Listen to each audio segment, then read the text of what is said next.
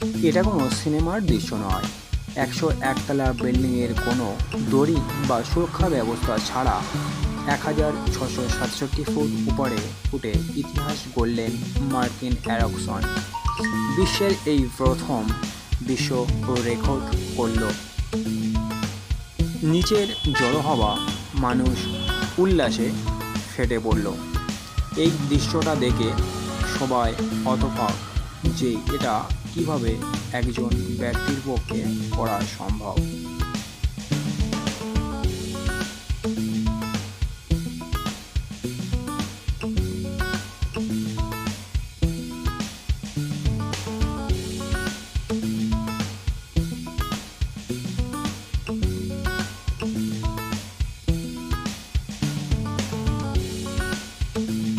এটি কোনো সিনেমার দৃশ্য নয়।